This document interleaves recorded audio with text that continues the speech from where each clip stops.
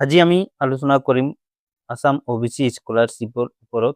হয় গাইজ, ইতিমধ্যে আপোনালোকে গম পাইছে চাগে আসাম স্কলাৰশ্বিপৰ এপ্লিকেশ্যন হৈ আছে, অনলাইন এপ্লাই হৈ আছে। চ' যিসকল কেণ্ডিডেট বা ষ্টুডেণ্ট আছে তেখেতসকলে এপ্লাই কৰিব পাৰে আৰু গোটেই ডিটেইলছ মই আজি এই ভিডিঅ'ৰ মাধ্যমেদি আপোনালোকক দিবলৈ চেষ্টা কৰিম।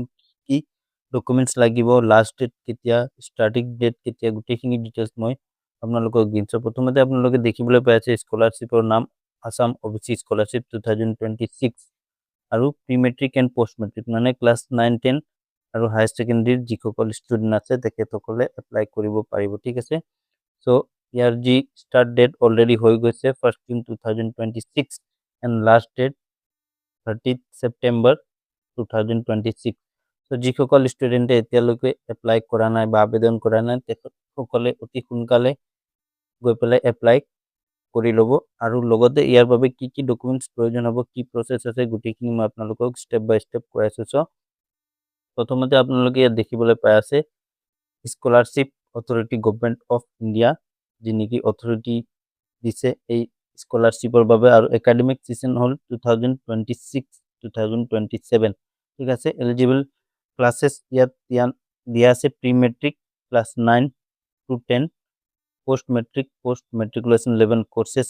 আৰু ইয়াত কিছুমান ডিটেইলছ দিয়া আছে, আপোনালোকে যদি জানিব বিচাৰে তেনেহ'লে ইমেইলৰ জৰিয়তে তেখেতসকলক মেইল কৰি আপোনালোকৰ কিবা কুৱেশ্যনছ কুৱেৰি থাকিলে আপোনালোকে কৰিব পাৰে। ঠিক আছে, চ' স্কলাৰশ্বিপৰ বাবে ইয়াত 4টা গ্ৰেড দিয়া হৈ আছে।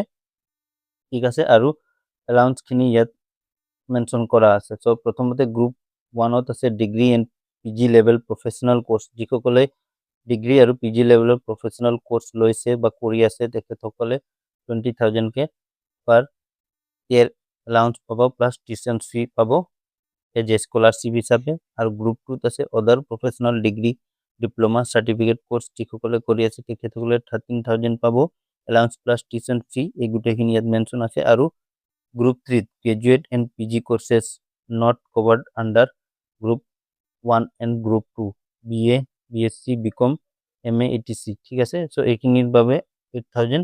আৰু গ্ৰেড 4ত আছে post matriculation non degree course, যেনে ক্লাছ 9 প্লাছ ইয়াত ক্লাছ 11 আৰু 12 আৰু ITI। ঠিক আছে, তেখেতসকলৰ বাবে 5,000 স্কলাৰশ্বিপ দিয়া হ'ব। চ' যি এপ্লিকেশ্যনৰ প্ৰচেছ আছে ইয়াত আপোনালোকে দেখিবলৈ পাই আছে। আৰু এই গোটেই আৰ্টিকেলছটো যদি আপোনালোকে পঢ়িব বিচাৰে তেনেহ'লে মই ইয়াৰ লিংক দি দিম, আপোনালোকে ইয়াৰ পৰা গৈ পঢ়ি ল'ব পাৰিব। ইয়াত কিছুমান কণ্ডিশ্যন লিখা আছে, দেখিবলৈ পাইছে family restriction, only 2 boys of the same parents guardian will be entitled to receive scholarship।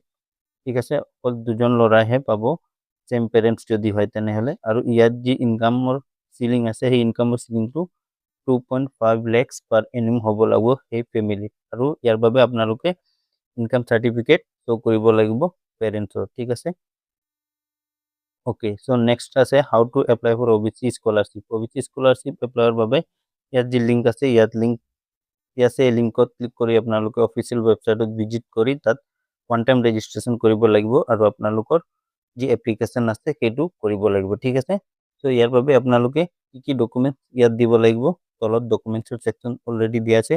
বনাফাইড certificate, এইখন চাৰ্টিফিকেট আপোনালোকে স্কুলৰ পৰা বা কলেজৰ পৰা পাব। বেংক পাছবুক পাব, বেংক পাছবুক আপোনালোকৰ থাকেই নিশ্চয়, এতিয়া সকলো ষ্টুডেণ্টৰে পাৰ্চনেল নিজৰ নিজৰ বেংক একাউণ্ট থাকে, সেই একাউণ্টখিনি আপোনালোকে যোগাই ল'ব। ঠিক আছে, আৰু তাৰপিছত আছে ইনকাম চাৰ্টিফিকেট। ইনকাম চাৰ্টিফিকেট যদি নিজৰ ষ্টুডেণ্টে যদি নিজৰ নামত বনাব পাৰে বনাই ল'ব পাৰে, নহ'লে পেৰেণ্টছৰ ছাবমিট কৰিব পাৰে। তাৰপিছত কাষ্ট চাৰ্টিফিকেট মাষ্ট বি লাগিবই, যিহেতুকে OBCৰ বাবে স্কলাৰশ্বিপ ওলাইছে যেতিয়া OBCৰ কাষ্ট চাৰ্টিফিকেট থাকিবই লাগিব। আধাৰ কাৰ্ড মেণ্ডেটৰী হয়, এইখিনি গোটেইখিনি জানে আপোনালোকে। ইয়াত কিছুমান নোটছ লিখা আছে, আপোনালোকে সেই নোটখিনিও পঢ়ি ল'ব পাৰে। ঠিক আছে, ইয়াত লিখা আছে bonafide certificate is required to be obtain from the head of the institute, is it to be submitted. Bonafide certificate লাগে, আপোনালোকে স্কুল বা কলেজৰ পৰা সেইখিনি বনাই ল'ব পাৰে। আৰু ইয়াত ইম্পৰ্টেণ্ট ডেটছ লিখা আছে OBC স্কলাৰশ্বিপৰ বাবে।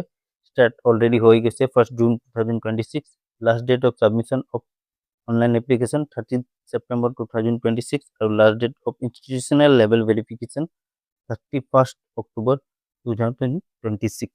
এই 31 October 2026 ভেৰিফিকেশ্যন হোৱাৰ পিছত যদি আপোনালোকৰ ডকুমেণ্টছ গোটেইখিনি ওকে থাকে তেনেহ'লে আপোনালোকে স্কলাৰশ্বিপৰ বাবে এলিজিবল হ'ব ঠিক আছে আৰু ইয়াত ইম্পৰ্টেণ্ট লিংকছ কিছুমান দিয়া আছে ৰেজিষ্ট্ৰেশ্যনৰ বাবে নটিফিকেশ্যন অফিচিয়েল আৰু ইয়াত ৱেবছাইটো দিয়া আছে ঠিক আছে আপোনালোকে এই পোষ্টটো পঢ়িব পাৰে তাৰ লিংক মই আপোনালোকক ভিডিঅ' ডেছক্ৰিপশ্যনত দি দিম তো এনেকুৱা ধৰণৰ আপডেটছ হ'বৰ বাবে আমাৰ চেনেলটো ছাবস্ক্ৰাইব কৰি ল'ব আৰু লগতে আমাক ইনষ্টাগ্ৰামত ফ'ল' কৰিবলৈ নাপাহৰিব ইয়াৰ ডেছক্ৰিপশ্যনত লিংক মই আপোনালোকক